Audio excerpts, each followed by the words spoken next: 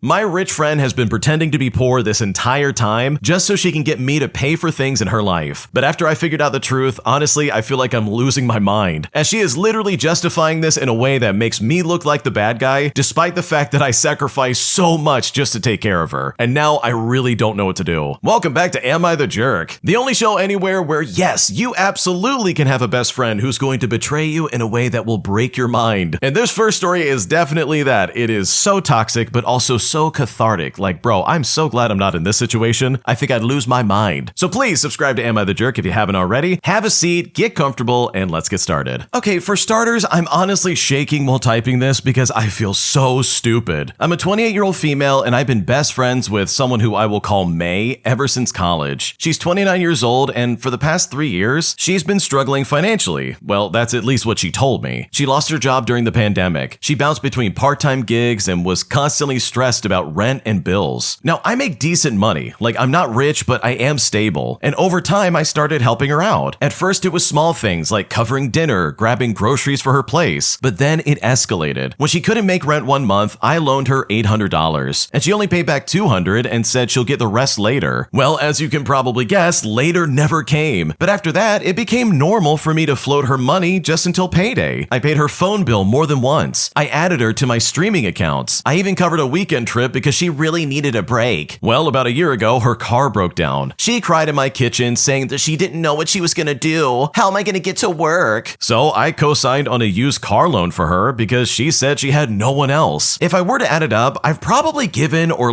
fronted her about $15,000 total over 3 years. I mean, I never kept exact track because she was my best friend, and I figured if the roles were reversed, she would help me out, right? Well, fast forward to last weekend, and we were at a mutual friend's birthday party. May had way too much to drink and started talking loudly about finally meeting with a financial advisor about the trust. And at this moment, I really thought she was joking. So I asked her, wait, what trust? And when I said that, she went pale. Apparently, her grandfather passed away 4 years ago and left her and her siblings a significant inheritance. Not like, oh, a little savings. I'm talking like high six figures. This money has been sitting in a managed trust that she gets access to in stages. But she's already been receiving payouts for the past 2 years. Yeah, that's right, 2 years, all while I was paying for her rent. When I confronted her the next day, she said she didn't lie, but that she just didn't feel comfortable talking about family money. She claimed the trust felt untouchable and that she didn't want to dip into it for everyday expenses because it's for her future. She then said that she was technically cash poor month to month, so my help was still valid. I then asked her why she let me co-sign for a loan if she literally has access to investment accounts. She then said it was easier and she just didn't want to deal with the paperwork. And my God, I feel completely manipulated. It's not about her having money,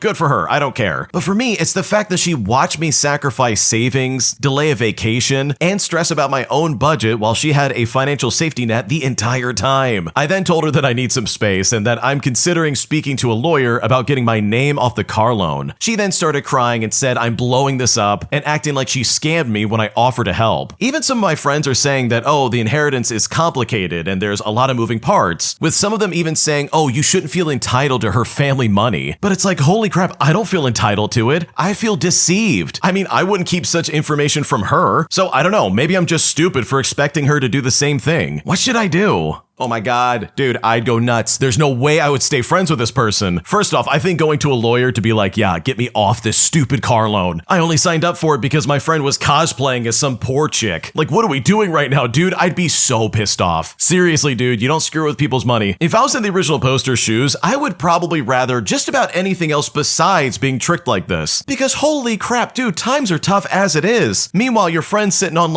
a lot of money that she can use for pretty much anything. She's set for a long time. Meanwhile, you're struggling to make rent because you're paying for her rent. Oh my God, I'd be so pissed off. So my God, dude, I wish you the absolute best of luck in figuring this out. This sounds like a nightmare, dude. I know if I was in your shoes, I'd be looking at a lawyer and doing as much as I can to get my name off that loan and somehow figuring out a way to get my money back. Maybe this is a good time to start adding up all the things you did for her. Because yes, your friends are wrong who agree with her. This is very deceptive. I don't care how complicated any kind of inheritance is. This really should not have happened from the get-go, and your friend really sucks for that. If you like Am I the Jerk and what we're doing over here, please check out Am I the Genius. It's going to be linked down below in the description. Just click and go ahead and subscribe to them. And also, if you have your own stories you want to submit, go to AmITheJerk.com/submit if you want to submit your own stories. We're reading them all the time and we're picking out the best ones, so trust me, we would love to hear what you have to say. Am I the jerk for not letting an annoying stranger budge in line after I had waited literally over an hour to get through passport control? Because instead of standing in line like the rest of us, this guy really thought he could cut in line by taking my spot, which really put me in a pickle that I definitely did not expect. Here's what happened. Okay, so I just got home from a business trip straight from the depths of Hades. I had a flight from Madrid to Vancouver with a stopover in Frankfurt. On the flight from Madrid to Frankfurt, which was about 3 hours, I wanted to use the time to summarize the details of the meeting I had on my laptop. The guy in the seat across the aisle was overindulging in alcoholic drinks, which is his right, like whatever, and eventually he began repeatedly trying to engage me in conversation. Now, apparently he was at the same conference as me, but I didn't remember seeing him there at all, and I certainly never even interacted with him. Anyways, he began by asking how I liked the conference, and I just politely said something like, oh, it was okay, and that I don't mean to be rude, but I've got some work I really need to finish. He seemed kind of put off by this, but he left me alone for a while until the flight attendant brought him another drink. And it's here that he told the flight attendant to get me one as well. Now, I politely declined, referring to said computer work, and he got pissy with me. He said I'd done enough work and to have a drink with him. Now, here's an important fact to remember. Oh yeah, that's right. I don't even know this guy. I said, dude, I don't even know you. Please just let me work. Well, thankfully, after that, he shut up and I finished my work, and shortly after, we landed in Frankfurt. When I left the plane and entered the terminal to head to the gate to catch my flight to Vancouver, I, just like every other international connecting passenger, had to pass through passport control. European citizens had a fast track line that gets them through in like no time at all, but as for Canadians, which is me, or any Americans, Mexicans, and any other like non-European citizens, we all have to get in a line that is easily like an hour or more long just to wait in. The line stretched for about 50 meters down the hallway, and that's just how it is. Like, there's nothing you can do about it. I wasn't thrilled, but you know what? I jumped in line, and I had about an hour and a half to catch my flight to Vancouver, so I just had to wait. Now, as I'm about to head to the back of the line, I hear the annoying dude who was sitting across the aisle from me mutter something like, oh, screw that, and I see him head over to the bar. So I wait in the line for like an hour and 5 minutes, and I figure I'll have about like 20 minutes to spare once I get through, and as I'm waiting in the long line, I can see this annoying dude at the bar just drinking away. It looks like he's trying to make eye contact with me, but I just pretend that I don't see him. Finally, at the 1 hour and 5 minute mark, I make it past the part of the line where the roped off switchback line actually begins, and I can see the passport booth with the customs officer, and I know at this point I'm within like 5 minutes of getting through. Just then, the annoying dude shows up and says, hey man, thanks for saving my place. And it's like, seriously? What are you talking about right now? I didn't save a spot for you. I then look at him and I say, dude, I don't think so. He then literally tries to barge in anyways, at which point a German police officer asks me if this gentleman is with me, and I just flat out tell him no. So the officer, in no uncertain terms, informs the annoying dude that he must go to the end of the line. As he reluctantly turns to head back to the end of the line, he looks at me one more time and calls me a selfish jerk. So with all that in mind, please tell me, am I really the jerk here? Was I supposed to see this guy as some kind of like valuable comrade all because we went to the same conference? Because right now, I just don't know what to make of this. Okay, this guy is like, I don't know, practicing to be the next Jack Sparrow or something. Like, dude, he's drunk out of his mind, just walking around and be like, I recognize you. You're the same guy from the conference. You want to drink with me, buddy? You've been working too much anyways. Hey, save me a spot in that line, why don't you? Like, dude, I don't know you. Like, what are we talking about right now? If I had known this person, I probably still would be like, I don't know him. Keep him away from me. I don't know him at all. Like, in what universe is it ever acceptable for this guy to get plastered at the bar and then to be like, oh yeah, you were saving my spot in the line? Like, no, I wasn't. What are you talking about? That is not happening. Absolutely not. I painstakingly stood here and let my back fall out of line just to stand in this line, and I'm not about to let the town drunk get in the way and be like, oh yeah, let me let you through, sir. Like, I don't think so, dude. Go to the back and miss your flight like the rest of us. So no, you are definitely not the jerk. There's no way you're the jerk here. This guy tried to cause a scene at an airport, like an airport of all places. One of the last places on the planet any kind of incident should be happening. So in my opinion, I think he did the right thing by shutting this guy down. My girlfriend all of a sudden is insisting on opening a bookstore, and honestly, I just don't think I could be a part of that because that sounds incredibly hard. And at this point, I just don't know how to break the news to her, and I just don't know what to do. Here's what's happening. Okay, so my girlfriend and I have been together for about 4 years. She has had an odd professional history and has a small career that has left her dissatisfied. She'll talk at length about needing something else for her mental health, and at least abstractly, I want that for her too, of course. But the problem is that she seems singularly obsessed with owning a bookstore, which I just can't see as a thing I can just support for a couple of reasons. First is that I don't believe an independent bookstore is going to be sustainable, that books have notoriously bad margins, and whatever money there was in the concept, Amazon pretty neatly took around the time we were born. And besides, aren't most small bookstores owned by hobbyists or even people who are like wealthy and well off? Second is that she cut hard into time we had together once before through professional decisions, and I felt really hurt by that. And only recently did things get back to having the good time together. There's only so much I can say here, but I won't deny that going back to that would make me feel very betrayed. Third is that after expressing the second to her, she angrily insisted that I would be involved too, which I do not want. I'm someone who treasures work-life balance and has a particular dislike of stores and being in them, so I really can't see that being healthy or happy for me. Fourth, and more to the point, we talk at length about wanting nice night events. We want to travel, we want home ownership in our life, and all this bookstore would do is make all of that harder. I should also mention a few other points as well. She was considering a different idea until she sprung this on me earlier tonight. I like the other idea better because I believe that it was like more viable, but I feel like I can't bring it up to her though, because I did help come up with that one, and then it'll be like an accusation of like, oh, you only want to do your ideas. And that's really frustrating because if I thought her idea was a good plan, then we wouldn't even have to like, I don't know, be having this conversation. Also, she has literally no experience in management or other ventures, which I suspect will be making getting a loan even more of an uphill battle. So seriously, what's there to do here? I really feel lost and I just don't know how to handle this. Okay, I gotta be honest, this really screams someone being like really drunk at night, looking at their partner and be like, we should open a bookstore. Like it really feels like one of those spur of the moment things that really should not be entertained because holy crap, yeah, you're 100% right. Amazon's gonna beat you every step of the way. The margins are crazy tight and you will probably not make any money. And what she's almost demanding, by the way, is a second job. You've already got a career that you're working on, so for her to be like, let's work more, but let's work at night as well. You know, when you're tired, let's do it then. That'll be fun.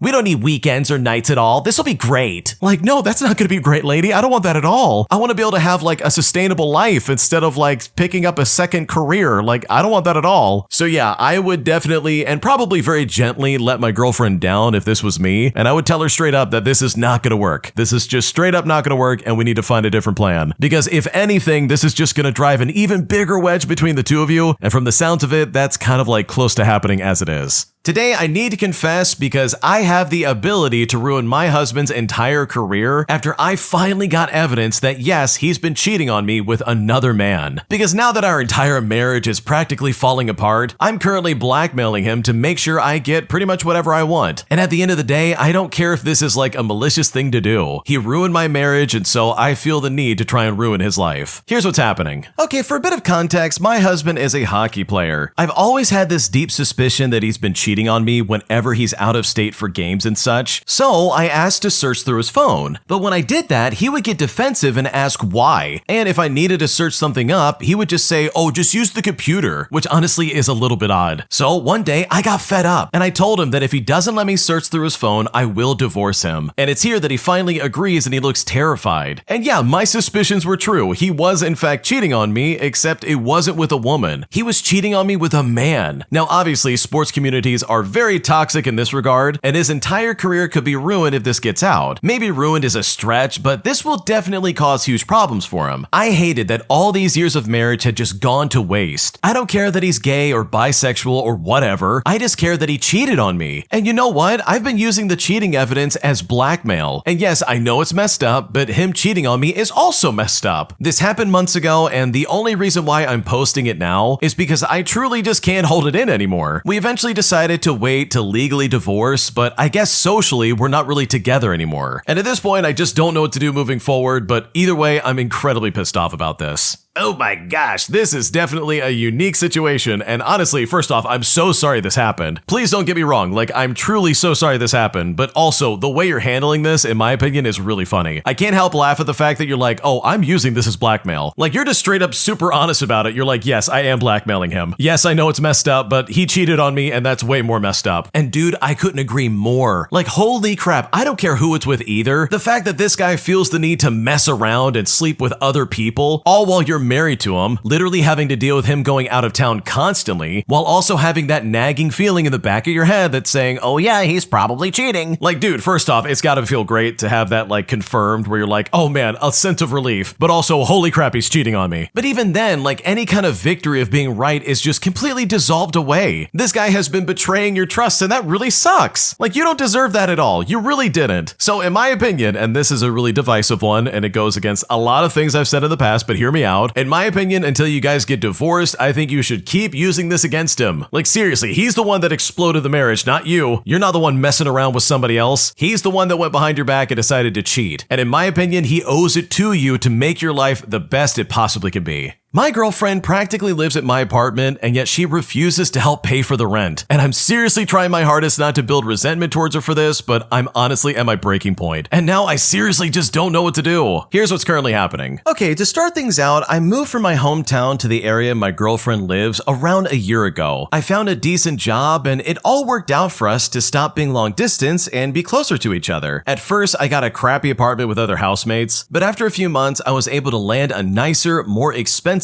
single unit. Now, this isn't the first time we've lived together. A year before I moved here, we lived together in our early relationship in college for about 3 months, and at the time, we split the rent 50% down the middle. We then moved out at the end of our lease to our respective hometowns. Since I moved to her, she pretty much lived with me since day one, even at the crappy apartment. She mostly works from home at our house. She sleeps here every night, even when I'm away on trips. And let me put it this way, she spends more time in this place than I do. As I've mentioned before, this place isn't cheap. I can afford it, but not comfortably. So after a few months of moving in, I asked if she can contribute in some sort of way. She said she would be willing to cover the utilities bill, which is obviously much less than the rent. So when I asked her why not 50%, she told me that it's because her house is 20 minutes away, and she'd just rather live with her parents at that point instead of spending the money. She also argues that this apartment is mine. I chose the apartment, I chose the furniture, there's no space for her items or clothing, so according to her, it just doesn't make sense for me. Now, I saw where she's coming from. Yes, the place is mine. Yes, I have all the furniture meant for me. And yes, I have a dresser just for my clothing. So for the next handful of months, I tried to change that. I bought storage units so she could have more space for her clothing and stuff like that. I got a bigger mattress so we could be more comfortable. I got a couch, a dining table. I mean, the list goes on and on. It was expensive, but it is really like a home now. I also loop her in on anything I want to make changes for in the house, and I get her opinion before I do anything. She also contributes, but again, only partially and not halfway. Like, the couch was over $1,200 and she only contributed $200. Also, this whole time it's been causing me to build resentment. I just don't understand how it's fair that I have to make a big financial sacrifice for the both of us to live together, but she doesn't have to have that same kind of burden. She could afford to go on more trips and spend more on whatever she likes, while I have to be a lot more conscious. I've expressed to her a lot about my financial issues and my feelings, but she just reminds me that it doesn't make sense for us to do 50% down the middle. So fast forward to now, and the rent is going up starting next month when the lease renews. I said to her that I think I'd rather just move out to a place that has housemates so I could at least live more comfortably. And when I said that, she wasn't happy to hear that at all. I mean, she likes the place that we live at now, so she said she's offered to contribute more so that we could stay here. And by the way, when I say offer more, she's willing to give like $500 more, which by the way is not even half yet. Now, at first I was pretty happy to hear that, but now today I'm actually sort of pissed off by it. So just because I said I might move out, now you want to contribute more? Like, does she not know how much an extra $500 a month could have helped me out for the past year? It could have helped me pay off so much debt and then some. I feel sort of manipulated by this whole thing. I'm gonna have a conversation with her soon, and I think I want to sort of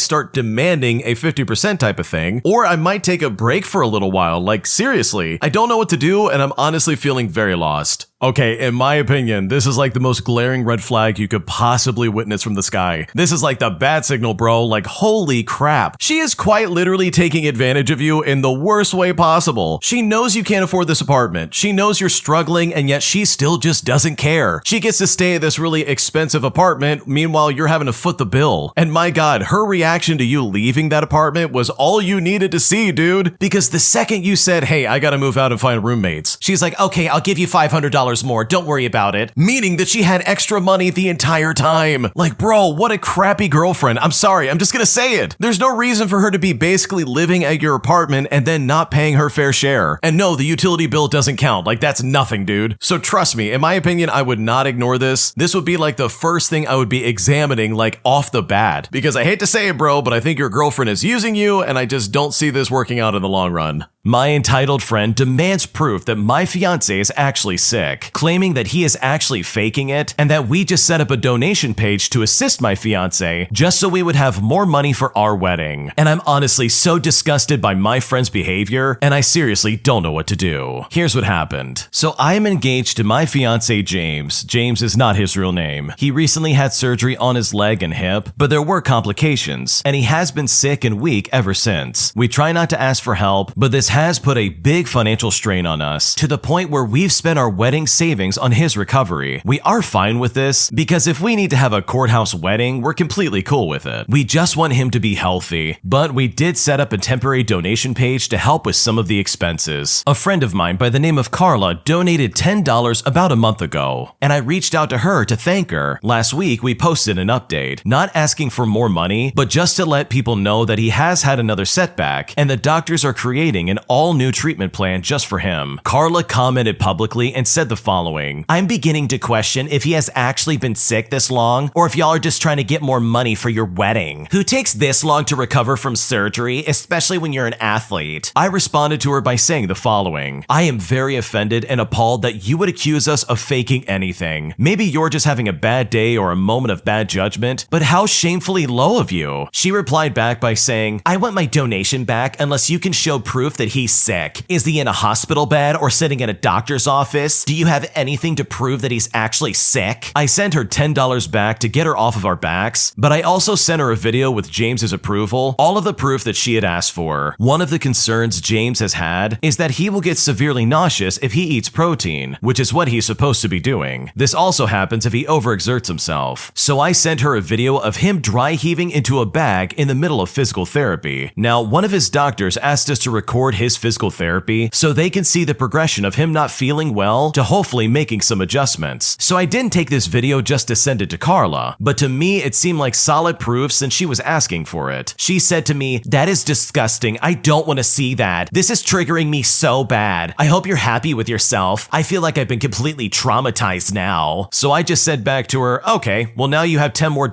to process that trauma in therapy. And I've honestly never dealt with anyone so entitled in my life. Yeah, your friend Carla is hardly even a friend. Like, seriously, what is wrong with her? Who in their right mind would question someone in the hospital? Look, if you don't think he's being legit, don't send your money over to them. Just keep it for yourself and mind your own business. But for her to literally go out there and be like, wow, I don't think you're actually sick, you're probably faking it, while also demanding evidence that they're actually sick in the first place, all of that, in my opinion, is so toxic. That seriously is so disgusting, and I can't imagine being that awful of a person. It's also incredibly ironic that once you send this video over to Carla, she tries to pretend like she's all triggered and she can't handle what she's seeing. But in reality, she's the one that wanted to see visual proof that, yeah, he's not doing well. Like, also think about it for a second. James and the original poster are getting married. Do you really think they would risk their entire reputation just to get a couple $100 from people around them? Like, I can't imagine they would ruin their lives like that over maybe what, a couple $1,000s at most? That just doesn't seem worth it in my opinion. So yeah, this Carla lady is a complete jerk. She is absolutely not a good friend, and I think you know exactly who you're not going to invite once the wedding between you and James finally comes around. If you like Am I the Jerk, you're probably going to love Am I the Genius. Check it out, link down below in the description. Also, go to amithejerk.com/submit if you would like to submit your own stories. My husband claims that I tripped over a suitcase on purpose just to guilt trip him for not moving it sooner, and now I'm being called a jerk, as he claims that I did that on purpose just to get back at him. And at this point, I seriously don't know what to do. Here's what happened. So I'm a 32-year-old female, and I'm currently 8 months pregnant with our first child. And I am trying to do everything I can to make sure the house is ready. This started with a little spring cleaning jobs, but has developed into a full-blown deep clean of literally everything. One of the things I have decluttered recently was mine and my husband's closet. I donated everything that we don't wear and have folded and put away everything that we won't need during winter. Some of this clothing has gone into a suitcase, which is currently sitting on our bedroom floor because it is too heavy for me to lift and even put away. I have asked my husband to please help me more than once, but he is always either too tired after finishing work or he says that it slips his mind. All in all, the suitcase is currently looking like a permanent installation in our bedroom. He has at least shifted it out of the main walkway in the interim. Well, last night I woke up to go to the bathroom and ended up tripping over the suitcase as I fumbled in the dark. I do obviously know where it is after it's been there for so long, but I was half asleep and I was trying to avoid our sleeping puppy. Now, while the fall wasn't bad, I did wake up my husband in the process. My husband was initially quite worried, especially since our midwife told us that any fall needed a trip to the hospital. But once he realized that it was because of the suitcase, he then became quite upset. He said to me that there's no way I could have tripped over the suitcase unintentionally, as he had supposedly moved it out of the walkway, and I just tripped over it to try and prove a point. He said that he could not believe I would behave so passive-aggressively and put our baby's life at risk rather than just asking him again. He also went on to say that forgetting to move the case is not a crime. The more I tried to explain that I was trying to avoid waking him up and tripping over the dog, the more he said that these were just convenient excuses to make him look lazy and unhelpful around the house. He said I was punishing him for not getting to the suitcase sooner, and that if anything, I should have had a plan to deal with it from the beginning, as it was me who wanted to sort out the closet in the first place. My husband was fired up again after I mentioned to the midwife this morning that I had tripped over a suitcase, and he said I could have just told her that I had fallen over the dog or over my shoelaces or something like that. He said to me that he made his feelings clear during the night when we had our discussion, and I was rubbing salt in the wounds now. I spoke to my mom about it after we got back from the midwife because I wanted to vent to her, and she surprisingly took his side and said I was letting my emotions get the best of me. My mom said I should have been more graceful bringing it up in front of the midwife, although I will say that I never said anything about asking him to move it. She said that the situation has probably made my husband feel quite bad about himself, which is why this has turned into such big drama. So am I the jerk in this situation? What should I do? I don't think you're the jerk at all. I think your mom and your husband are being complete idiots, and they are missing so many key facts here. For starters, your husband easily could have moved it. You asked him multiple times if he could just get it out of the way. You can't lift it because you're what, 8 months pregnant? Like seriously, you should not be moving anything like that, especially if it's heavy, if you're that far into your pregnancy. Like that would be irresponsible and it could damage you and the baby. So the fact that your husband was so willing to put it off and then freak out on you when you tripped over the stupid suitcase is proof enough to me that he not only feels guilty, but he's now trying to like shift that blame on you somehow. Like seriously, it was dark and you were trying to avoid the dog. It's not like you tripped over it on purpose while you were pregnant. That would be an insane thing to do, and I just don't think you would be willing to do that. Now, when it comes to your mother, I think she's completely wrong as well. You're not rubbing salt in the wound. That's such a stupid thing to say. You are literally just trying to talk to the midwife and make sure that you are okay and the baby's okay. You didn't tell the midwife how you fell down, you just fell down by tripping over a suitcase. If your husband wants to get bent out of shape and really upset because he didn't move it, and by effect making him the reason why you tripped over in the first place, then that's honestly on him. But for your mom as well as your husband to basically be shifting the blame in your direction, that in my opinion is so unacceptable. So no, I don't think you're the jerk here. I think your husband was being very irresponsible, and he clearly feels guilty about not moving that suitcase. My new girlfriend slept with someone at Burning Man after 1 month of us dating, and now I'm kind of at a loss and I seriously don't know what to do. Okay, so I first want to start off by saying that our relationship ramped up very quickly, and I have had some difficulties with relationships in my 30s. For context, I'm 39 and my girlfriend is 36, but this one felt different from the start. We connected deeply and felt a mutual adoration for one another and shared vision for the future. We committed to each other after a few weeks of dating, and then went away on separate trips for 2 weeks, a couple of weeks after committing, and 5 weeks since meeting up. And so I went to a meditation retreat and she went to Burning Man. Before leaving, she reassured me deeply that nothing would happen, and she was crazy about me and so excited about our future. She said she was using her time there to deepen our relationship. We exchanged notes to open one day while we were apart, apart. And yes, it's cute, I know. I was on a silent meditation retreat, so I was in a bit of a quarantine, dreaming of seeing her again soon. I was definitely falling in love. Anyway, when we reunited to embark on our post-Burning Man vacation together, she immediately confessed to having slept with someone at Burning Man. And this is someone from her camp who had a girlfriend. She said that she'd never need to see or talk to that person again, and that she's over it and it was not emotionally significant, and really wants to work things through. Her apology was clumsy as she navigated the shame, but she did apologize. I had such a clear vision for our future, a future I've been dreaming about for such a long time. We've decided to try and work through it, and we've had our ups and downs. Now, I am falling in love with her, but I also can't stop being bummed out about what happened. In the end, I know we moved way too fast. It just felt like something special that warranted moving at the speed it wanted to, and she reassured me so intensely that I felt a bit baited. Anyways, I'm just trying to sort out that if we keep spending time together, I can finally let this go. It was very early, and she slept with one guy one time, and she admitted immediately. I do trust she wouldn't do it again. I mean, our connection has deepened even further. We shouldn't have committed so quickly, but we did. I wish we took things more slowly, but we didn't. So now I'm trying to look at this as some kind of fresh start for us, but 6 weeks later and I'm still not over it. If I won't be able to let it go, then it would be best to let the relationship go, as hard as that might be. I would honestly love some outside perspective, because I'm really wondering if this will pass with time and we can build something great. Or is this a situation where it might always be tainted? It does seem logically forgivable to me, but my emotions and ruminations are lagging. And honestly, at this point, I seriously don't know what to do. I am really surprised that you stuck with her after she confessed that she cheated. And that's what she did. She cheated. She didn't just sleep with another guy, she straight up cheated on you. And it's astonishing to me that throughout this entire post, you didn't say that she cheated on you a single time, because that's exactly what she did. And I think it's important to note that if you do want to move forward. What she did is completely unacceptable. She knew what she was doing, and she did that willingly, despite the fact that you two were very clearly in a relationship. And I know that if I was in your shoes, I would have turned my back on her in an instant. There is no way I would waste my time with someone like that, especially this early in the relationship, because in my opinion, if she can do it once, she absolutely can do it again. And sure, you clearly feel differently. You've been able to develop some kind of relationship between the two of you, and honestly, good for you. But I know for a fact I would be out of there so fast it's not even funny. And even worse, she cheated on you with somebody who already had a girlfriend. Like, think about that for a second. That is so unbelievably sketchy. So in my opinion, if you want to try and make this work, then go for it. But I know that if that was me in that situation, there's absolutely no question about it. I would have walked out of that relationship and never looked back. Am I the jerk for refusing to attend a wedding in another state with my 8-year-old baby? Because right now I'm being guilt-tripped by everybody in my extended family, and at this point I seriously don't know what to do. Here's what happened. So I'm a 35-year-old female, and I've been having a few tricky discussions with my husband and his family over a wedding that's happening later this year. I don't want to go, but people are telling me I should just deal with it and figure out a way. Let me give you some background. The groom in question is my husband's cousin. They're not that close. They only see each other once every year or so at large family events and never keep in touch in between. The wedding is in another state, and we would need to catch a plane there as it is too far for us to drive. We received an invitation, and we heard through the grapevine that we could bring our baby. My gut instinct told me to double check with the bride. I didn't want to commit the faux pas of bringing a baby to a wedding if it was not what the bride wanted. And sure enough, when we emailed her, she replied and said very clearly, "Sorry, this is a baby-free wedding." And of course, that's fine. It's completely her choice. This is her special day after all. So we replied and told them that my husband would attend alone, as I would have to stay at home with the baby. My baby is only 8 months old and still breastfeeding, so I can't just leave him back home so easily. Not long after we sent the RSVP about me not coming, several people contacted us, including the bride and groom, trying to persuade us to go. Apparently now they've changed their minds, and the baby could now come to the wedding since they wanted me there as well. I told my husband I didn't want to go. Even though the bride had done a 180 on the no baby rule, I still felt he was too young to attend, and it would be too difficult to go interstate. I would probably spend half, if not most of the wedding absent due to nursing the baby, as well as the baby making noises and babbling during the ceremony. And of course, it has a bedtime at 7:30. In my opinion, this is too much hassle for a short amount of family time. But my husband is upset and really wants to make the effort, and I'm starting to feel like I'm being unreasonable for putting my foot down and saying that this is way too hard. So am I the jerk in this situation? What should I do? No, I don't think you're the jerk here. here. Listen, everybody's adults here. People can make their own decisions for whatever they want. And if you don't want to go to this stupid wedding, then in my opinion, I would just not go. I would say, look, I'm not gonna go. I've got a baby. It's gonna be too much. And if they still don't get it, then just let them not get it. You should not be guilt-tripped into showing up to this stupid wedding just to then have to spend all this time and energy just to take care of your 8-month-old child, who, by the way, is probably going to be high maintenance. Like they're traveling on an airplane, they're going to be in a foreign environment. There's a lot of things that could and probably will go wrong with the baby coming along. And honestly, dealing with that on top of going to this wedding and making an appearance, all of that just sounds completely exhausting. So no, I don't think you're the jerk for wanting to stay at home, and I seriously think the simple solution here is to simply say no. An entitled jerk demands that I keep my mouth shut and just keep serving beer, claiming that he doesn't need my help and that he is paid to do the thinking and that I'm just paid to serve the beer. So I decide to maliciously comply and watch as he slowly starts to unravel at the seams. And I've never been more satisfied to watch karma work its magic in my life. Here's what happened. So this happened about 10 years ago now. I'd been working in catering and hospitality, mostly managing pubs, for about 10 years at this stage. The catering company I worked for had come up short-staffed for a smallish function and festival that they were putting on, probably a maximum of 200 people at a venue they controlled. I was in a different division but asked to help out on the bar, as well as the bump in and bump out. This was easy enough, and the music was looking pretty good, so I agreed. It was in the middle of the spring. The weather had not yet been really warm, so we were expecting decent numbers but nothing special. Bringing in the bar was easy enough. The venue was massive and easily able to accommodate the truck and all the things we would need. Having a single mobile bar with just one tap tree was probably on the light side, but I figured the venue manager knew what he was doing. So I introduced myself to him and I got to work. I unloaded and brought all the gear and beverages in and made a couple of attempts to discuss how we would set up the service area, but each time was shut down with progressively more aggressive language until he finally told me, look, I've run dozens of functions in this venue. I think I know how to set it up. We really only asked for a bartender. So I thought to myself, okay, no problem, buddy. I didn't mention to him that it had been me that picked up the truck from the warehouse, collected the bar and 10 kegs from our supplier, as well as the other beverage package and delivered it to him, or that I was the only one able to bump it all out at the end of the evening. So I just agreed with whatever he said and set things up for how he wanted. So the weather ended up being a beautiful day, about 27 degrees Celsius or 80 degrees Fahrenheit. There was a light breeze and the turnout was about 400, which was much better than expected. Pretty quickly, it turned out that we were struggling to keep up with bar service, so I suggested that rather than having a traditional service, we should have one person on the till, one person constantly pouring beers, and one person filling up other drinks, stuff like wine or soft drinks or stuff like that. But once again, I was snapped at by the now very clearly stressed out venue supervisor. He just said to me, you just keep serving and let me do the thinking. So I thought to myself, okay, I've officially had enough. Customers were getting frustrated at the slow service, and this peanut was too proud to accept advice from someone far more experienced. And then the keg blew. I was about to change it when this genius stepped in and said he would take care of it. I checked that he knew what he was doing and was assured he's done this 100 times, and so I decided to back off and leave him to it. So I did just that. I watched him not uncouple the gas line and go straight for the beer lock. Happily though, he had his face right in the correct spot, so as soon as he cracked the lock, it copped a huge spray in his face of nice warm beer foam. And this went all through his hair and all through his glasses, wet all the way down the front of his shirt as well. It was glorious to behold, and the first 30 people in line thought so as well, because they witnessed some of his antics. And after that, I didn't hear much from him for the rest of the day. He asked me to change the kegs when needed and pretty much just stayed away from the service area. We eventually streamlined things as well, and although it didn't end up a success as far as customer satisfaction goes, it was thankfully not the disaster that I thought would be brewing. Yeah, that venue guy clearly thought he had everything figured out. Firstly, this guy just did not know what he was doing. He was clearly in over his head and thought, wow, I can handle this by myself. I don't need you to do anything. I just need a bartender. Like, okay, buddy, I've been doing this for what, 10 years now? Like, the fact that he couldn't put his pride to the side and say, okay, let me get some help, as well as take some kind of suggestion from this other person, shows to me that this guy very clearly should not have been a venue manager. So good for the original poster for letting this train wreck happen. This guy absolutely had it coming for himself, and any problems this guy ran into throughout the entirety of this night is quite literally his own fault. This next one came from the Am I the Jerk subreddit. Check the links in the description if you would like to submit create your own story. Am I the jerk for not giving my ex-girlfriend exactly what she wants after she decided to cheat on me? Here's what happened. My girlfriend and I of 4 years moved into an apartment with a close friend of mine. When we first moved in, I wanted to replace my old mattress with something new. My girlfriend has chronic pain, and so I thought I'd let her pick something out that would feel comfortable for her to lay on. I offered to buy a $3,000 mattress that's one of those purple mattresses, and this would also include a frame, but she felt she should pay half of it since we both would be using it. Not wanting to argue, I just went with it and used the extra money I had to give us a nice TV as well as a PlayStation 5. To be fair, the PlayStation 5 was mostly for me, but she'd be free to use it whenever she wanted. Fast forward a little bit later, and she has been cheating on me with my roommate, and eventually she leaves me for him, which brings up the issue of what to do with the mattress. Despite everything that's happened, we're both trying to be civil while I look for a place to move out. The solution that she's wanting is for me to give her the mattress, and she'll go in half to help me get a mattress. I don't have much cash saved up, so that option really sucks. I'd prefer to just keep the mattress and pay her the $1,500 that I owe her instead, which was the initial deal when we broke up. My reasoning is that I was initially going to buy it to begin with. I was the one who wanted a new one to begin with, and also I'm not the one that cheated. Her reason is that she picked it out specifically to help with her back pain, and now I understand that she offered to go half in on a mattress with me, but again, I don't have that same amount of money saved up to use for something like this at the moment, so that doesn't feel fair to me that I'm downgrading mattresses all because she's the one that cheated on me. So am I the jerk in this situation? What should I do? I do not think you're the jerk at all. Your girlfriend absolutely cheated on you. She is a piece of garbage and she absolutely knows it. She's walking out on your relationship to go with your roommate. I mean, come on, that is such an awful situation to be stuck in. So honestly, in my opinion, I think your plan is the better one. Just pay her what you owe for the mattress and keep the mattress for yourself. And you know what? If she doesn't like it, well then guess what? She probably shouldn't have cheated. So honestly, I don't think you're the jerk here, and your ex is just gonna have to deal with it. An entitled mother lets her kids run around my coffee shop and do whatever they want. But after her kids started destroying the property of this coffee shop, I decided to step in and tell her enough is enough, causing this Karen of a mother to freak out and start screaming at me. Here's what happened. So there's this lady that comes in all the time. She has 4 children, 3 of which can walk around. She always comes up and orders her coffee, but then if her kid throws a fit, she orders something for them too. They each get a pastry, which is popular for kids between the ages of 3 and 6. It's like getting a big slice of sugary bread, with each of them getting a drink as well. It's always very complicated to make because the kids all want something entirely different. Anyways, her kids are usually fine. I've noticed, however, that she never really watches them. She gets her coffee, sits down on our couch, and gets out her phone. She makes them, again these little kids, come up and grab their own orders. It's also dumb because since they're little, I have to stand there and reach over the counter to hand their drinks over, while also making sure that they don't drop it or spill it on the ground. The other day, she came in about an hour before we close. That's right around when we start cleaning up because it takes me that long to close the shop. So she orders her coffee, and luckily her kids didn't feel like getting anything. So I made her coffee and that was it. I'm washing dishes and all of a sudden I hear a shatter from across the restaurant. Her little boy had broken some salt and pepper shakers that were sitting on the table that eventually fell on the ground because they were horsing around. Now there's a big pile of salt and pepper on the floor, but worst of all, there's now glass on the floor around little children. So I rushed over to sweep it up because I did not want anybody getting hurt, and that was honestly fine for the most part. But then her smallest girl started getting upset over whatever and started ripping posters off of our bulletin board in a fit. Now for reference, we have a big bulletin board so that we can hang community announcements on it, and that was honestly my last straw. I came over and held her hands gently and told her to stop, but the entitled mother comes over and told me to take my hands off of her kid, and so I politely and calmly explained why I was holding her hands and that she can't just rip down our posters. Thumbtacks were falling off, and again, I didn't want anybody getting hurt. This really upset her. She told me to just leave her alone and that she would calm down soon enough. So I told her again, your daughter cannot rip posters off of our bulletin board. But right after I said that, the thumbtacks were still flying off of it. She then screamed at me, something about how I'm not a parent and I'd never understand, and something about my generation being so weak and stupid. She then gathered her kids and then left the store. Now, I'm not one to take yelling easily, and I don't like yelling in general, and I have some past experiences if you catch my drift. But honestly, I was really shaken up after this, and overall, this interaction was incredibly weird. Yeah, that entitled mother was being really dumb. The fact that she tried to pull the card of, oh, you're not a parent, you don't understand how hard it is, in my opinion is such a cop-out it's not even funny. Because in reality, she's never done anything to try and give her kids any kind of discipline. She's never punished them or reprimanded them in some kind of way. She hasn't trained them how to act in public and how you can't start ripping things off the wall or start horsing around in public and breaking stuff or anything like that. Instead, she has let her kids train her. Their stupid tantrums have become a way of life, and they can now get away with whatever they want. And that's not a result of the kids acting up. That's the result of this entitled mother not training her kids, making this entire situation her fault. And for her to turn around and be like, wow, get your hands off my child. It's like, lady, your kid's gonna cut herself or hurt herself in some kind of way, all because you're not watching her properly. Like if I was working there, I would have done the same thing, even if it was just to block the kid from ripping posters off the wall. So yeah, the entitled mom in this story was being super weird. You did a really good job of trying to keep things at bay, but clearly this entitled Karen of a mother had different plans, and unfortunately, you just happened to be caught in the crossfire. If you like Am I the Jerk, you're probably going to love Am I the Genius. Check it out, link down below in the description. Also, go to AmITheJerk.com/submit if you would like to submit your own stories. My entitled university refuses to allow any of our meal plan options to roll over to the next semester, so I decided to maliciously comply by bringing dozens of homeless people into my university to use up all of my meal plan points as a fantastic and wholesome way of getting revenge. Here's what happened. So this happened my freshman year of college about 20 years ago. My university had just invested in a big new dining hall, and to help pay for their investment, they required all new students to buy a $150 meal plan for both semesters. Now this was a big financial burden being from a lower middle class family, but my parents pulled funds to help me out and make it happen. Shortly into my first semester, I found out from friends that the meals you didn't use didn't roll over. Since I lived off campus, I knew that I would not be able to use them all. Heading into November, I realized I would end up with about 60 to 75 meals left over, and I complained about this a lot to my family and friends because it seemed like such a waste. But this is where my plan comes into play. My freshman year of college was also my cousin's senior year, and we hung out pretty often. He was the biggest trickster and prankster type that you've ever met. One night while we were drinking, he says to me the following: "What if you brought a bunch of homeless people to use up all of your leftover meals? I bet that would upset those self-righteous jerks so much it would be great." We laughed all night about it, but the more I thought about the idea, the more I really started to like it. We talked all weekend about it and hatched a plan. On Monday morning, we went down to the local Salvation Army around the corner. Now, I have grown to really despise this organization, but in the early 2000s in small-town USA, it's simply what we had. We told the lady at the desk I would love to feed people in need with my meal plan. She was hesitant at first, but ended up saying that she was working with people that this would be a huge blessing to, especially during the holiday season. She helped me organize 2 days the following week where about 30 people would meet me to eat at the dining hall. I would wear a certain hat so they could find me, and we would then go out to eat. The day finally arrived and all kinds of people were there. There were homeless people in tattered clothing. There were families with kids that seemed excited to eat out. There was even one family I will always remember that seemed embarrassed to take a handout, but I made an effort to talk to everybody and make them feel welcome. Once 12 o'clock rolled around, we headed to the dining hall. I walked up to the lady at the entrance and I said to him, "These people are with me. They are my friends, and I would like to swipe them in." Now, she did look very confused, but reluctantly she said okay. Now, to say we got every reaction humanly possible would be an understatement. There were staff that were obviously annoyed with the influx of diners. There were students that were laughing. There were students giving me the silent clap. There were snobbish faculty members that seemed to be disgusted at the type of people coming into the dining hall. But you know what? I didn't care at all. Eventually, a head staff member came up and said that they knew what I was doing and they didn't like it. I said to them, "These are my friends eating with me. I paid for these meals. Am I doing anything wrong?" And when I said that, she was completely stumped. The next day, the same situation happened with the same reactions. It seemed that I had caused quite a stir on campus, and it just so happened that the university president was eating there that day. She came up to me and said that even though she would ask that I not tell my friends to do the same thing with their meals, as the staff couldn't handle the influx of diners, she was proud that her students had the heart to do something for others like that. The following semester, I did the exact same thing. I even used my meals sparingly so I could bring in more people. The one memory that will always stick out in my head is the family with the little kids so excited to go to the pizza bar, as well as wanting to go to the soft serve ice cream machine, giggling the entire time. To this day, it's still one of the proudest proudest moments of my life. My friends and I and my family still have a drink and chuckle over the story, as well as the annoyed, angry reactions I got as a result. That is honestly a really good and wholesome way of getting back at this university. First off, why on earth would your meals not roll over to the next semester? That is seriously such a waste of money. If you're gonna force me to pay, what, $150 for a meal plan? You better allow me to use all the meals whenever I want. And that absolutely should stretch over to both semesters. There's no reason for that not to. That's such a stupid idea. But also, this is like the malicious compliance you want to run into. This was for a good cause. You helped out people in need and you really did make a difference in the community, even though some of the faculty didn't like what you were doing. So good for you for doing the right thing. This was not only a really kind thing to do for the people around you, but it also was a really funny way of sending it right back at the university. My husband has rented a house for me and my baby that is absolutely disgusting and has mold all over the place. And now that we've signed a 1-year lease, we are stuck living here. And I'm so angry and frustrated, I seriously now don't know what to do. So as the title suggests, my husband took a new job. It's a work from home job for 4 days a week and 1 day in the office. We knew this job would require us to move from Florida to Georgia, and that was good with us. My husband went to Georgia to look at house rentals while I stayed behind to take care of our baby. I sent him a list of homes that looked great online and asked him to check those out and pick a clean, safe space for us to live. And that was legitimately the only thing I requested of him. Well, my baby and I arrive in Georgia to find this rental is absolutely disgusting. The walls are dirty, and the baseboards in some areas are practically black. There are roaches everywhere, there's mold under the sinks, there's broken floorboards in almost every room. The house is a dump, and I don't know how an active 1-year-old can possibly safely live here. I walked into this place, I looked at this dump, and I immediately cried. It's been 3 days, and I'm still in disbelief that he thought this would be an acceptable place for us to live. I feel stupid for trusting his bad judgment. When he came to look at houses in person, he only did a 5-minute walkthrough and thought that this was fine. To say he doesn't have an eye for detail is a huge understatement. He never inspected deeper to see any of the problems. And now we've signed a 1-year lease and we're completely stuck here. I've already called and emailed the property manager company just to try and see if they can fix this, and I'm honestly praying it happens. I completely blame my husband for not doing his due diligence or even caring enough to make sure that this house is safe for his baby. I don't know how I will ever get past this with him. The anger I feel about this decision he has made is really hard to get past. I've cried myself to sleep, I've yelled at him, I've threatened to go back to Florida to stay with my family. I mean, how can I forgive this and try and move forward? I am still so angry at him for putting our family in this mess. I should have never trusted him to find a safe, clean space for us to live in. And now I seriously don't know what to do. Okay, so either your husband didn't care about where you guys lived, or he's a complete idiot and he's blind. Because seriously, how could he miss all of this? There are literally roaches on the floorboards are disgusting, there's black mold all over the place. Like, this guy just didn't even look this place over in the slightest. He probably just halfway did it and said, okay, this place is good, and then signed the lease without even thinking about it. That is honestly so disappointing, and that's so unfair. I know if I was in your shoes, I would be super furious. And even worse, you have a baby in your life. And I don't know about you, but I definitely do not want my baby around black mold. That sounds absolutely disgusting, and seriously, that's not okay. So honestly, I would go to the property manager and see if they can fix this as soon as possible. Also, I would check the laws in your area, because I'm pretty sure what the property manager is advertising is completely illegal. Like having black mold in your property and then allowing a family with a baby to rent that place not only sounds super sketchy, but is also probably illegal in some kind of way. But honestly, with all things considered, your anger is completely justified, and in this situation, your husband is absolutely the only one to blame. I'm convinced that my friend may have cheated on her boyfriend last night, and now I'm considering calling her boyfriend and telling him exactly what happened. And at this point, I seriously don't know what to do. Okay, so my best friend and I went together to a live sporting event last night. 3 weeks ago, her long-term boyfriend moved a few states away from us, and next week she is joining him. She was my friend before I met him, but I really like her boyfriend and have been nothing but supportive of their move because I think they make an amazing couple. Tonight, we were gifted tickets to a live sports event. We pre-gamed together, I drove us there, and we made plans with mutual friends to meet them at a local bar after the game. Our original plan was to crash on our mutual friend's couch after the bar because our mutual friend lives right behind the bar that we were going to. But the real problem started once we got to the bar. Her old hookup was there. We'll call him James. James is not his real name. I had actually hung out with her and her boyfriend and James previously. There was no animosity between any of us previously when her boyfriend was still there, so I really didn't mind all of us having drinks with James. So we just had a few shots together and chatted with James. But when the bar was closing, she let me know she wasn't going back to our mutual friend's place, but instead she was going to James's apartment. Unfortunately, I was very, very drunk, so I didn't argue with her on this decision. I woke up at our mutual friend's apartment, and now it's hitting me that they probably hooked up. I'm way closer to her than him, but I still really like and respect him a lot. She's not awake yet, but I'm still not sure what to do. Would it be best for me to say something like, "You need to tell him what happened or I will"? Or should I give him a call and tell him what happened? I'm so scared because they've both been my best friends this past year, and I know this will separate all of us. I don't have many friends, and I know this will break us apart, and honestly at this point, I seriously don't know what to do. I think first off, you need to really determine if anything actually happened between your friend and James. Like, obviously this does look super sketchy, and yes, your friend does need to tell her boyfriend about what happened, but you really need to figure out if something sketchy happened first. I know if I was in your shoes, there's no way I would try and insert myself into this relationship. Like, think about how messy that would be. Imagine calling this person's boyfriend and being like, "Wow, your girlfriend went to James's house last night. Did you know about that?" Like, you don't have a complete picture of what's happened yet. There's literally no clues about whether they spent any kind of quality time together, or if she even stayed at his place at all. What if she went back to James's house and decided to stay at a hotel or something like that? What if she did go there and then got a taxi and went home or something like that? What I'm saying is that there's so much nuance to this story, you literally don't have the full picture yet. So I honestly would not jump to some kind of conclusion just because you think that something happened. Now, if you get some kind of confirmed information from your friend, then yeah, maybe it's time to be like, "Hey, you need to talk to your boyfriend." And only then would I feel more inclined to get involved. But even then, if I was in this situation, I would still feel super hesitant about getting involved and getting between this. So honestly, if I was in your shoes, I would personally be trying to get more information before I jump to any conclusions, because any number of things could have happened last night. And I really think involving yourself in this situation, especially without all the details in place, would seriously be a massive misstep. This next one came from the Am I the Jerk subreddit. Check the links in the description if you would like to submit your own story. Am I the jerk for cussing out a woman on the bus, as well as making her look stupid, after she decides to come at me and my friend on the bus? Here's what happened. So I'm a 21-year-old female, and I recently found out that I am 2 months pregnant. And although I am very excited, the way I found out was really scary. I have an aggressive vasovagal syncope, which just means I faint from time to time because my body is now under constant stress. Other women who have this, they will pass out for 15 to 20 seconds. I, however, have been passing out for longer, and this came off as very concerning. I live in New York, so the trains and buses have seats meant for the disabled and elderly or even pregnant women. And because I'm only 2 months along and not showing, my doctor ordered me to have a bracelet that has a tag that says I have a fainting disorder. I also have a bright red pack with paperwork for me in case I faint on the street and someone needs to call 911. Now, around 2 days ago, I was on a bus with a friend, and when I got on it, it was fairly empty. So I sat down at the very front of the bus where the priority seating chairs are, with my friend standing near me. This specific seat is right behind the driver and has the priority seating sticker right above it. A few stops into my ride, the bus had gotten packed with people. Then a woman got on the bus, and I'm gonna call her Karen. Karen got on the bus and stood near me, leaning on the wall between me and the other seats. At one point, she even sat on my lap, and I lightly pushed her off of me and I said, "Ma'am, could you not sit on me? I do not know you." She didn't say anything, but she did move to the other side of me, and my friend could tell that she was doing it on purpose. At one point, the bus came to an abrupt stop, and this Karen acted like she had no control over herself and used this as an opportunity to shove my friend to the floor and throw her entire body weight on me, elbowing me in the tummy in the process. So I shoved her off of me onto the floor and told my friend that she hit my stomach. The entitled Karen got up from the floor cursing me out, screaming at me that she clearly needed the seat more and that I should give it to her because it's priority seating. My friend then said, "So instead of expressing that through words, you decide to try and sit on a pregnant woman while also throwing your body on her and elbowing her in the stomach. Have you lost your mind?" The entitled Karen then says back, "She's not pregnant, she's just a lazy jerk." Now, when she said that to me, I got mad, and I showed off the bracelet that says I have a fainting disorder. I said to her, "Lady, I am pregnant, you absolute moron, and I need to sit down because my pregnancy makes me pass out. The fact that you acted like a child and decided to assault me instead of using your words like a big big girl obviously makes you a jerk. Now please, get lost, you absolutely rancid loser. She stood in front of me like she was going to hit me, and my friend got in her face and said, "I dare you, please give me a reason to tase you." The woman eventually got off at the next stop, but pushed my friend on the way out. I went to the hospital because the pain did not subside, and thankfully the baby and I are both alright. My friend and I were telling our other friends about this, and some were on our side, but others said I was a jerk because I was only 2 months pregnant and not showing that I was pregnant. So this person had no way of knowing. I personally don't think that makes the way she acted okay, so clearly I need some outside perspective here. Am I the jerk for this situation, as well as cussing out this woman for the way she treated me? What should I do? No, you are not the jerk here. Your friends are completely wrong. Honestly, how can anyone take that lady's side? She came on that bus and was acting incredibly sketchy from the get-go. I mean, she tried to sit on your lap at one point. That is an immediate red flag, and I would have done the same thing. If someone tries to sit on me, I'm gonna push them off and be like, "Excuse me, I don't know you, get off of me." And that's also just really bad manners in general. Like, this lady seriously couldn't have gone and sat literally anywhere else, or even just sat next to the original poster like a normal human being. Like, is that seriously that hard to do? And then the fact that she purposefully threw her body weight all over you and elbowed you in the stomach, that very clearly wasn't an accident. And I know if I was in your shoes and if I was in that situation, I would have called the police and told the bus driver, "Hey, we gotta figure this out. This lady just straight up elbowed me in the stomach, and I'm not about to take that sitting down." And also, here's the thing. In my opinion, if someone really wants to mess around, then they have every right to also find out what's gonna happen when they do that. So the fact that this lady was getting up in your face and trying to act like, "Oh no, you're not actually pregnant, you're just faking it, you're just lazy," as well as all the myriad of other things she said to you, in my opinion, that's when the gloves come off and you have every right to defend yourself and put her in her place. Because think about the opposite of this situation. If you tried to be nice to her and placate her demands and stand up and get out of the way or anything like that, you very easily could have passed out and injured yourself and your baby. And that's not fair for you or anybody else involved. So in this situation, the way you and your friend handled this is absolutely appropriate. I absolutely would have reacted the exact same way, especially with someone who's being super weird and super threatening towards me. So no, of course not. You are definitely not the jerk. You defended yourself against some crazy lady who clearly had ill intentions. And personally, I would much rather have somebody think that I'm rude instead of me just letting it go and potentially getting injured even more. An entitled Karen demands that I follow her home and hand deliver a tree that she had just bought at our garden nursery. But despite me telling her that I can't follow her home to deliver something personally, she refuses to take no for an answer and even escalates this in a way that I honestly never saw coming. And I am now completely blown away by her entitlement, and I honestly hope she never comes back to our nursery ever again. Here's what happened. So I want to start off by saying that this happened a few days ago and I still can't believe it. I'm a 25-year-old male and I work at a garden nursery. It's a decent size with a shop in the middle and outdoor plants on benches and racks around it, while also having a car park, which is where our entitled Karen and her brother come into play. They drove into our nursery as the owner was walking along it. They beeped at him and started yelling at him, claiming that he had sold them a dead tree to try and plant to make it sprout. And honestly, when I heard that, I was totally confused, and this really was not a good start to my day. They park and walk around for a bit. The brother asks me all sorts of questions and is wanting discounts on plants and starts to basically interrogate me about my life and what I'm doing for work, which I just start giving yes or no answers without actually telling the truth. Eventually, I finally get rid of him and I start walking through, checking that no plants need water. The entitled Karen then spots me and starts to yell at me from about 80 meters away. Now, some people do this, and I go to them even though it annoys me that they basically are calling me like a dog. Maybe they are handicapped and it's hard for them to walk or something like this, but this lady barely speaks English and is currently rambling something at me. And I keep asking her to repeat herself, but finally, I eventually understand that she wants to buy a tree. And the tree she wants to buy is a big weeping cherry. It's about 3 meters tall, including the pot, which is about 90 liters of soil, and it's really heavy. I take the price and I walk with her to the shop, where I ask her if she would like this to be delivered to her home. Now, we have a big truck for deliveries, and it goes out once a week. We never do free deliveries. They don't cost that much money, and the cost is mostly just to cover fuel and time for the driver. Anyways, she says that she doesn't want it delivered, but instead she just points at her SUV. I think to myself, there is no way that tree and massive pot is ever gonna fit in that car. But okay, whatever. I go ahead and I put the sale through. I get the tree trolley and bring the tree to her car. Her brother is in the driver's seat, and she goes and gets into the the back seat of the car and just sits there. So I say to her, where do you want me to put it? She then says something to me that honestly blew my mind. She says to me, you can put it in your car and you can follow me. And when she said that, I was thinking to myself, what is she talking about? And it was right about then that things started to really go south. This entitled Karen then repeated herself again. And at this point, I just laughed and I said, what on earth are you talking about? But she just kept repeating it louder and louder. I told her, no, I'm not delivering this tree. You said you don't want it delivered and didn't pay for the delivery. She then said to me, well, I didn't know I needed to pay. How much is it anyways? So I asked her where this tree would be going, and she eventually said it's a suburb about 15 minutes away. So I told her the price, and she said to me, okay, follow me home and I'll pay you then. But I just said, no, that's not how it works. And instead, it would be delivered on Friday when she pays, and that we need to go back inside and get this sale going. After some more time of yelling instructions at me and talking to her brother in another language, I put the tree next to the shop, and she came up to keep yelling at me to deliver the tree and that she would pay me when I followed her home. And at this point, I was done. I yelled at her in the same tone that she had been yelling at me. I said to her, I can't. My car cannot fit that tree. Only the company truck can deliver this. I also can't drive the truck. It is literally impossible for me to deliver the tree, even if I wanted to. And guess what? I really don't want to. After a bit more, she finally realized it wasn't going to happen. Now, this entitled Karen had this really weird thing, as did her brother, where they would not talk or interact with the female staff members. So when I took her inside and the other owner was at the register, she literally would not talk to her. I told the owners what was happening and that this lady needed to organize a delivery, and then I just went and walked off. This lady then screams at me, excuse me, and because I was going, I spun around and I snapped back. I said to her, she will get your delivery details, she can help you out. Well, this entitled Karen basically just walked off back to her car and they just started driving off. We had no delivery payment, we had no number, we didn't even have an address or even her name. I had to run out to their car and stop them. She wouldn't give me her address, and when she finally did, when I looked it up on Google Maps, it simply didn't exist. So this lady had literally paid for a tree and we had no way to get it to her. The following day, the brother rings up wanting to know about the delivery. At this point, it's Thursday and it's a day before our deliveries. I had told the work group chat what had happened, so everybody knew what was going on if these people came back. Anyways, one of our female staff members answered the phone and tells this guy everything I said and how they need to pay before we can deliver it. He simply wouldn't listen to her, but instead he kept interrupting her and just straight up complaining. It ended up with her telling him to basically get lost and then hanging up. Now, she did this because she thought that we could refund their credit card and never serve them ever again. However, they paid in cash, so another staff member had to call them back, smooth all of this over again, and have him come back in with his van and collect the tree. And honestly, I really hope they never come back. Wow, those people are seriously insane. Like, the way they interacted with customer service was so unacceptable. In my opinion, customer service goes both ways. You have to not only be good with customers, but for the customer themselves, you need to show some semblance of respect for the people who are serving you. Otherwise, you can't expect to get anything done. I can't stand when people act like this and they're shouting at you, they're refusing to listen, and they're demanding that you do it their way. All of that just adds up to a complete headache and something that nobody ever wants to deal with. So for the sake of your store and everybody else in it, I also hope these people never come back either. Because seriously, these people sound like a piece of work. And I know if I was in that situation, I would have wanted to walk away and tell them off as well. If you like Am I the Jerk, you're probably going to love Am I the Genius. Check it out, link down below in the description. Also, go to amithejerk.com/submit if you would like to submit your own stories. An entitled jerk refuses to give me his ID so that I can complete his purchase of cigarettes, but instead he decides to make a big scene and an absolute fool of himself, causing my coworkers and I to bust up about his stupidity. Here's what happened. So at the grocery store that I work at, our policy is that you have to have an ID for all purchases of cigarettes. If your ID is a driver's license or a state ID, we have to scan the back of it. Well, on this night, I'm running the front end, but currently watching the service desk as well, which is where we keep all of our cigarettes. And lo and behold, a customer comes up to the desk wanting to buy cigarettes. I've interacted with this guy before and he's a pain to deal with, so I already know that this is going to be a rough one. I scan the cigarettes on the register and I ask for his identification. He pulls out his wallet but doesn't take his license out of the holder. I tell him that I need to scan the back of it, and he says that he can't take it out and tells me to just manually enter the date. I tell him that I can't do that because I need to scan the back of it. He says to type the date in again, and I say no, no again. He then says that he wants to talk to the manager. Now, the store manager is not there, so I page the assistant manager up and let him deal with this guy. The guy talks to him and the assistant manager backs me up, telling him that I need to scan the back of it. This weird guy then proceeds to go off on him, and then he starts to go off on this stupid rant about some dumb stuff. He claims that for his ID, he would pull it out for a state trooper, but he wouldn't pull it out for us, which is him effectively saying that he was lying to me when he said that he couldn't take it out earlier. He also said that whenever he goes to a different store, they type the date in and it's no problem, to which we all wondered why he didn't just go over there and get cigarettes. And then he said that us scanning his ID was infringement on his rights. He ended his rant by threatening to sue us and then storming out of the store, and then we just laughed and went about our business. Now, I know what you're thinking, this has to be it, right? Well, unfortunately, no, because this guy clearly wanted more. About 45 minutes later, we get a phone call. The desk clerk picks it up, and it's from a customer wanting to talk to the store manager. The assistant manager has left, so she pages up our nighttime person in charge, who just so happened to witness the previous interaction. They come up, pick up the phone, listen for a minute, then they point at me and mouth, "This is your guy." Yes, the guy called the store to further complain, claiming that I had singled him out, which is really weird because this guy was throwing a temper tantrum while also being the only customer at the desk. And I guess with that in mind, you probably would draw attention to yourself. This moron then went on to say how I asked him for his ID about 4 times just to try and scan the back of it, and now he wanted to make an appointment with the manager. So the manager's name was given off, while also telling him when the next time our manager would be in the store. And after we hung up the phone, we laughed some more and just went back to work. Fast forward, and when I came back the next day, I asked if anyone had called complaining about me, but they said no. So I guess this weird guy eventually just gave up. Yeah, that guy clearly had some issues. First and foremost, you have to pull your ID out if you want to buy cigarettes. Like, they have to scan the back of it. It's probably like the law where you're from. And if someone seriously can't understand that, then they're the one with the problem. I bet it's one of those point-of-sale systems where the cashier probably couldn't even complete the purchase without scanning the customer's ID in the first place. Like, there's probably so many checks and balances in place just to make sure that nothing slips through the system. And I personally think that's a really good system to have. That way you know you're not giving out any cigarettes to anybody underage. And this guy absolutely knew that. He just wanted to be difficult. I mean, come on, how hard is it to pull out your ID? If this guy really wanted his cigarettes, he would have gone to the other store who just types in his date of birth as well as his other information. Which, by the way, there's a good chance he was just straight up lying. This guy was trying to pull a fast one and he didn't want to conform to the system. So good for you and your assistant manager for having your back. This guy was a complete weirdo. And hopefully for the sake of you and everybody else around you, this guy never comes back ever again. Every day of my job, I get treated like absolute garbage. Customers lie about me and try and scam me out of my tips. And at this point, I'm so completely exhausted and I seriously don't know what to do. Here's what happened. So I'm a 20-year-old female and I haven't been socially great in life. And it's mostly because I'm simply just too shy. I was homeschooled for 5 years as a kid and my parents are both introverts. So social skills aren't exactly my forte. I didn't used to hate everything as much as I do now. I'm not mean or anything like that, and I try to be kind and treat others the way I want to be treated. I was made fun of in middle school, like typical middle school stuff. Once I was in later high school, I just kept to myself and avoided all that. I was so glad to graduate and get a job and go to college. College is absolutely awesome. People are so nice and I feel so welcome there. I made friends and I love getting to know my classmates and studying together and just talking. However, my work life hasn't been as good. At almost every job I've had, someone decides they don't like me and bothers me until I quit. I'll be exhausted and customers will complain I'm not friendly enough and I'm being disrespectful because I may have asked them to repeat themselves if I couldn't hear them. It's so demanding and annoying. It's like high school garbage but on steroids with fully grown adults. People play favorites for no reason. People spin garbage to get you in trouble. Customers complain just to get free stuff. I mean, I had a job where the customers were so nice and it was so easy to be nice to them, but now it's so exhausting. Everyone is so mean. Everyone says maybe I'm the problem. And yeah, maybe I do suck at my job. I've always had coworkers who take my side and reassure me, but it's so hard to feel like I do okay when I have a million voices telling me differently. I told a woman the other day that a promotion we were running is over and instead we have a different promotion going on. And I was super nice about it and I tried to help her in any way that I could, but she wrote a review about how I wasn't personable. One thing that irritates me beyond end is how people just don't communicate with me. Even though I'm their server, I will check on them multiple times and they'll say, "Yeah, it's great, thank you." And then at the end of their meal, they scream for the manager and then complain and then they stiff me a tip. Like seriously, I checked on you and you said it was great and you ate the entire meal. How was I supposed to know you weren't happy? At this point, I become so bitter. I just don't care anymore. And as you can tell, I become so upset at everyone and everything. I'm sick of being told to smile. It's so easy to smile when they're kind and normal. My personal issue is it's hard to hide my anxiety and be chipper when someone is so rude to me. I'll be calm and composed, but then they complain about my personality. Most of my coworkers and managers say I'm sweet and I'm appreciated, but working customer service for 4 years has drained me. When I'm at school or at home, I'm myself, but when I clock in, I feel like a zombie. I just feel so drained, but tuition and gas don't pay for themselves, so I guess I'll just have to keep fake smiling for now, even though my work life really sucks. Honestly, I completely understand where you're coming from. Working customer service across the board can really suck. You deal with entitled Kevins and Karens all day. You deal with people trying to treat you like garbage just to get their way. You're gonna find people trying to scam you and get you in trouble on purpose. And sometimes it's all just for no legitimate reason in the slightest. Maybe they're having a bad day, so guess what? You're gonna have a bad day as well. And that's not fair at all. Like that literally is so unfair for you. You work so hard to do a good job. You try your very best to be a good customer service worker, only to then get stabbed in the back by coworkers as well as customers alike. And trust me, I completely understand where you're coming from. I know one trick that really worked for me when I was more involved in customer service is just to take the stance that, you know what, none of these people know me and they definitely have no idea the struggles I go through every day. Their bad attitude is not a reflection of my customer service. I know that I'm doing a good job because you know what, my manager and my coworkers say I am. And those are honestly the only people I need to impress. So when a customer comes in and they're treating you like garbage, just remember that it's all on them. It's not on you. They are clearly the ones with a problem. And honestly, no matter how hard you work, someone is always going to be upset. Am I the jerk for changing my plans last minute and abandoning my daughter and her husband after they invited themselves on my vacation with my wife for our 40th anniversary? Here's what happened. My wife and I have always dreamed of celebrating our 40th anniversary with a luxurious vacation. Just the two of us reliving the romance of our early years. We had it all planned out for years now, and we were excited beyond words. Well, enter our adult daughter by the name of Jane. Jane and her husband caught wind of our plans and promptly invited themselves and their 2 children along. They have a 9-year-old female and a 5-year-old male. I originally put my foot down and told them that this trip was just for us, which did upset her some. But my wife has a hard time saying no to Jane, as she is the youngest of our children and our only daughter, and she didn't want to hurt her feelings, so she reluctantly agreed to let them join. I wasn't thrilled about it at the time, but I wanted to make my family happy, and I knew my wife was also okay with the idea of a family trip. Even if she was heartbroken, we wouldn't get our romantic trip, so we just went along with it. The place we were originally going was not child-friendly, so we changed course and decided on an all-inclusive, family-friendly resort. We paid for the resort and our grandchildren's plane tickets. Jane and her husband only had to pay for their own airfare. Now here's where things get a little bit complicated. As the vacation got closer, I started having a change of heart. I realized that our 40th anniversary was a once-in-a-lifetime milestone, and I wanted to honor it in a way that was true to our original plans. My wife and I might not be able to afford a trip like this again for quite some time, and it's something that we always wanted to do. So without consulting anybody, I switched our tickets last minute to go to the romantic destination that my wife and I had originally planned for. I did not tell Jane or her husband. I didn't even tell my wife until the day before our flight left, which was a day before Jane's flight left for their vacation. It wasn't an easy decision, and I feel incredibly guilty about it, but I wanted our 40th anniversary to be special. I wanted it to be the intimate celebration we had always hoped for. We called Jane after we landed to tell her, and she was extremely upset to say the least. She thought of the idea that we were going to look after our grandkids so she and her husband could have some alone time, and now that I abandoned her, they would have to do it all themselves. I hung up on them when my son-in-law started shouting, and my wife and I just enjoyed the rest of our trip. They came back the same day we did, but have not answered any of our text messages, and Jane seems to be completely ignoring me. My wife told me she vastly preferred our trip to the family trip that we would have taken, but she still doesn't like how Jane is mad at us and wants me to apologize. But you know what? I'm not sure I want to, after learning that Jane and her husband were using us for free babysitting and a free trip, but I do feel like I should just keep the peace. So am I the jerk for changing our trip destination last minute and leaving Jane and her family to fend for themselves? What should I do? You are not the jerk at all. This is honestly so hilarious to me because clearly Jane and her husband had ulterior motives. They thought they had free babysitters for a vacation that they had already imposed upon. Like they literally invited themselves. How much of a dirtbag do you have to be to do that on someone else's vacation? Not to mention the fact that they weren't going to watch their kids at all. They were going to throw them at you and your wife and be like, okay, you're going to watch them while we enjoy your 40th anniversary. Like, no, I don't think so. If I was in your shoes, I would have done the exact same thing. There's no way I would have gone on that vacation, and I would have done it the exact same way as well. Like, look, I get it. You should have said no the first time and left it at that. Let them feel bad, let them be angry, whatever. But you know what? With all things considered, you had to do exactly what you needed to do so that your wife and yourself could enjoy your time together. So no, you're not the jerk. Jane and her husband are clearly incredibly selfish, and going on that vacation with them would have been a massive mistake. Am I the jerk for telling my sister-in-law that she's no longer invited to our house after she slowly but surely tried to take over our guest bedroom? Here's what happened. So I'm a 27-year-old female and my husband is also 27, and we got married a year back. We had been dating for 10 years and most of his family knew about us. I went to his sister's wedding because I was invited and it was a nice experience. I have grown up to be very social and career-oriented and really valued education. My husband is the same, and that's how we really connected with each other. My sister-in-law, however, has a different mindset.